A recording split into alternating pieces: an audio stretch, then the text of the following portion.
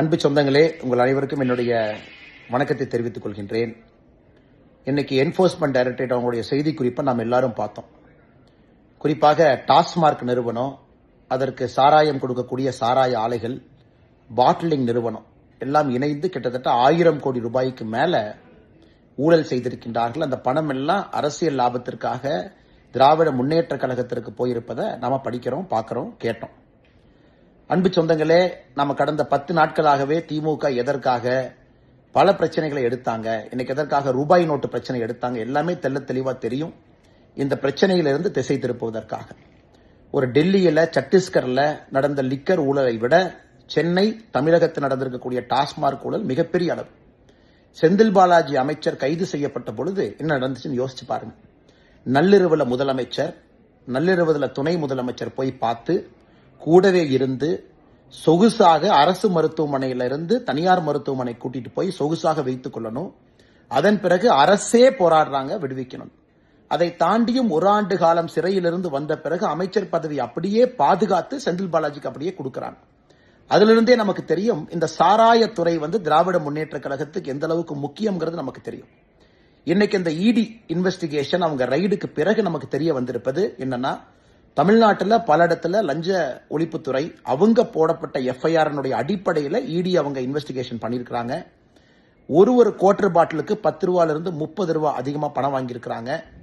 சாராய ஆலையிட்டிருந்து வரக்கூடிய டெண்டரை இவங்க பிக்ஸ் பண்ணி எக்ஸ்ட்ரா பணம் கொடுத்து சாராய ஆலைகிட்ட இருந்து கான்ட்ராக்ட் இவங்களே கொடுக்கறாங்க. பாட்டிலிங் கம்பெனிகளோட சேர்ந்து போலி ரசீதிகளை போடுறாங்க. இதையெல்லாம் மொத்தமாக வைத்து பார்க்கும் பொழுது கிட்டத்தட்ட 1000 கோடி ரூபாய்க்கு மேல கணக்கில் வராத பணத்தை ஜெனரேட் பண்ணி திராவிட முன்னேற்ற கழகம் அந்த பணத்தை எடுத்து அதை வைத்துதான் அரசியல் பண்ணிட்டு இருக்காங்க. சுத்தமா சொல்ல வேண்டும் என்றால், ஏழை மக்களுடைய தாலியை பறித்து அவங்க வயிற்றுல அடிச்சு திமுகவுடைய ஆட்சி நடந்துகிட்டு இருக்கு. 10 ரூபா 30 ரூபா ஒரு குவார்டர் பாட்டிலுக்கு எக்ஸ்ட்ரா பணத்தை வாங்கித்தான் இந்த அரசு இன்னைக்கு ஸ்தம்பித்துக் கொண்டிருக்கிறாங்க, ஆட்சியில் இருக்கிறாங்க. இதை தட்டி கேட்க வேண்டிய கடமை ஒரு சாமானியுடைய கடமை இல்லைங்களா? நம்முடைய கடமை இல்லைங்களா? நம்ம எல்லோரும் தட்டி கேட்கணும். நம்முடைய தமிழகத்தை பால்படுத்திக்கிட்டு இருக்கிறாங்க, சின்னாபின்னப்படுத்திக்கிட்டு இருக்கிறாங்க.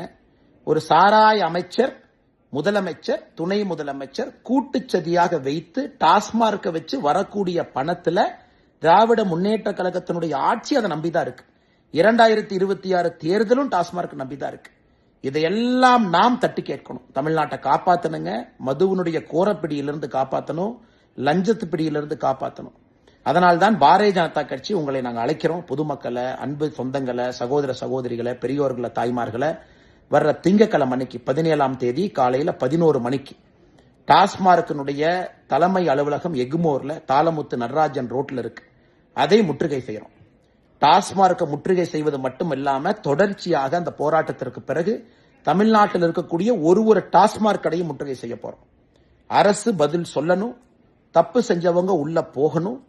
தமிழகத்தினுடைய சாராய அமைச்சர் செந்தில் பாலாஜி முதல்ல பதவியிலிருந்து வெளியே வரணும். அந்த பதவியில் இருப்பதற்கு எந்த விதமான அருகதை அவருக்கு இல்ல. தமிழகத்தினுடைய முதலமைச்சரே பதவி விலக வேண்டிய கேஸ் அது. 1000 கோடி ரூபாய் ஊழல் இந்த அளவுக்கு நடந்திருக்கு.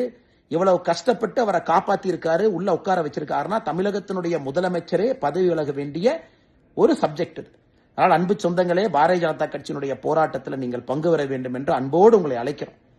டாஸ்மார்க் தலைமை அலுவலகத்தை நம்ம திங்கட்கிழமை முற்றுகை பண்றதிலிருந்து தொடர்ச்சியாக பாரதிய ஜனதா கட்சி மிகப்பெரிய போராட்டத்தை எடுத்து தமிழக மக்களை மதுவினுடைய கோரப்பிடியிலிருந்து, டாஸ்மார்க் ஊழல்வாதிகள் பிடியிலிருந்து, சாராய அமைச்சனுடைய பிடியிலிருந்து, முதலமைச்சர், துணை முதலமைச்சருடைய பிடியிலிருந்து, அறிவாலயத்தினுடைய பிடியிலிருந்து ஏழை சகோதர சகோதரிகளை வயிற்றில் அடிச்சு தாலி அறுத்து அதை வைத்து அரசியல் பண்ணிட்டு இருக்கக்கூடிய அந்த கோர முகத்தை கிழிச்சு காட்டுற வரைக்கும் நம்முடைய போராட்டம் தொடரும்.